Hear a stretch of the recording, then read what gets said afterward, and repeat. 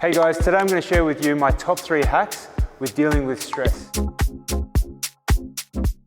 Stress is one of these things that seem innocent, and when you allow it to take over your life, one day you just wake up and then things fall apart.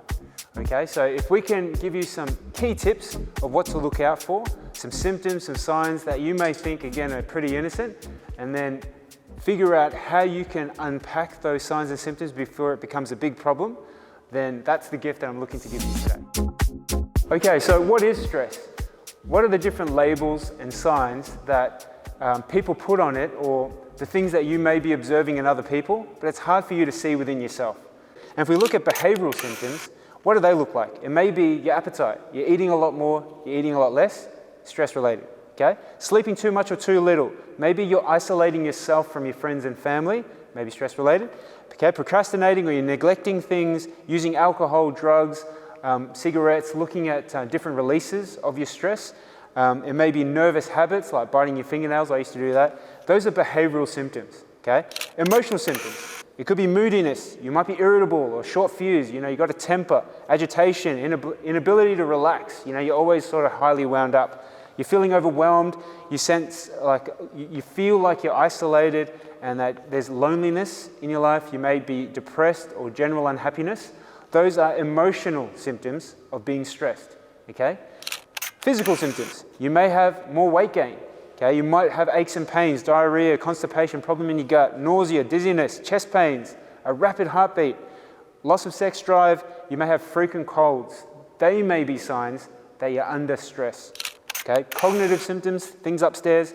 You may have memory problems, inability to concentrate, your judgment's off, you're seeing only the negative, you're anxious, racy thoughts, and you're constantly worrying. You know, these are big sort of signs, and you may not suffer from all of them, but even one of these things may be an introduction into this long-term problem called stress, and we need to try and identify these landmines before we all get blown up by it. But today I'm going to give you my top 3 tips on how to unpack stress. Tip number 1 is introduce this idea of heart math. Okay, now I came across this very recently, less than a year ago, but I've been implementing it myself. Heart math is this idea of the connection between your heart and your brain. Okay, because your brain is going to regulate and respond to what the body's telling the brain. But what's happening is your body is in the environment. So there's a lot of external stimuli that's going to affect what the body is going to respond to it. Now, stress serves as a protective mechanism. So if we're looking at the brain, and the brain is going to respond to the body, and the body is responding to the environment, your brain can be controlled basically from how the heart responds to the environment. The physiology here, the science of how your brain works with your heart, is that if your heart's starting to pump the blood really fast, okay, your brain is going to send stress hormones to upregulate or downregulate in preparation for the body. If we can control the way the heart regulates its beat, that's going to be a key way for you to bulletproof yourself against stress. So if you've got a chair at home, you're sitting, if you're in the office, if you're in the car and you're stressed out, this is something you can implement right now. Okay, so I've got my model RV here, and I'd invite you to have yourself seated nice and comfortable, arms resting nicely by your side, hands resting by your thigh. And what I'd like you to do is, I'd like you to close your eyes and just focus on your breath. As your eyes are closed, once you've found your breath, I then want you to search for your heartbeat. Okay, it's really quiet where you are. You feel your breath, but you're searching for your heartbeat. Once you've found your heartbeat, I want you to associate the beating of your heart to something that's really special and happy in your life. Think about a birthday, think about your wedding day, think about a special person in your life, and think about the way that that person, that event makes you feel. You're nice and happy, you're grateful, you feel the warmth. That feeling that you're capturing now, I want you to place it into your heart and allow that feeling of gratefulness and happiness wash over you as you associate that feeling to the resting heartbeat. Now, as you keep your breathing and you feel yourself enter those emotions into your heart, that technique here where you are slowing your breathing and trying to regulate your heartbeat, is the basis of heart math. Okay, so thanks for joining me on that exercise. Ivy, you can open your eyes, thank you. So how can you apply it?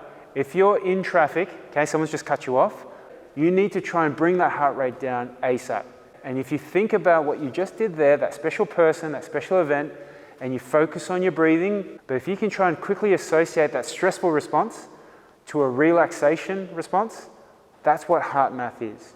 That's my first tip. Rightio, tip number 2. Okay, to complement the heart math works, we're going to focus on the breathing, the breath. The breath is a big part of our lives, but it's often not spoken about or thought about a lot. So I'm going to give you 2, maybe 3 key techniques that you can use right now. And it's basically trying to understand the 3 phases of breathing. The big breath in, the big breath out, and the hold phase. So what I'd like you to do is think about box breathing. So a box has 4 sides and it's equal. So what we can do together is you're going to slowly breathe in for 4 counts, and then you're going to hold for 4 counts. Then you're going to exhale slowly over 4 counts, and then you're going to hold with an empty lung, let's say, for 4 counts. And then you complete that cycle again. Okay, 4 seconds in, hold for 4, out for 4, and then hold for 4. Okay, so that's sort of tip 2-A. Tip 2-B, let's call it, is a 4-7-8 breath. Okay, and what you're emphasizing is the slow breath out. Okay, big time. So if we get Avi to go through this, big breath in, hold for 7, 2, 3, 4, 5, 6, 7, and out for 8, 2, 3, 4, 5, 6, 7, 8. In for 4 again, 3, 4, hold for 7, 2, 3, 4, 5, 6, 7, out for 8, 2, 3, 4, 5, 6, 7, 8. Okay, so that's 2 cycles of 4, 7, 8 breaths.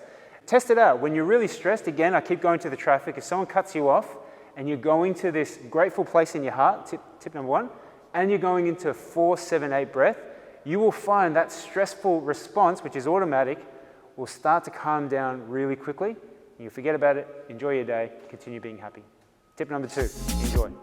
Okay, tip number 3 is some form of mindfulness practice, meditation. I know it's kind of the word of the day at the minute, but hear me out. So there's meditation apps that you can use. I've used Headspace, I've used Calm. You can actually go to classes and perform group meditation or maybe one-on-one stuff. I'm sure there's lots of walkthroughs on YouTube. Personally, what I really enjoy and what I recommend is journaling. This is a practice that I've incorporated, say, for about 5 years, and it's really helpful in my own personal awareness of myself and also the growth, because what you write today, if you document the day, the date, the time, and where you write it, you can talk about what you're feeling at that particular time, problems, challenges, solutions that you're thinking out in your mind, what you observe throughout the day. Just trap it down into the pages in the book, and then you close it, and that's done. The way it helps me is it kind of traps my monkey mind. Like, there's lots of ideas bouncing around, fears, hopes, dreams.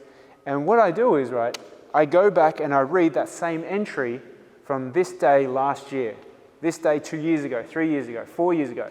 Because if you read your entry from 365 days ago, they're your words, they're your thoughts, they're your feelings.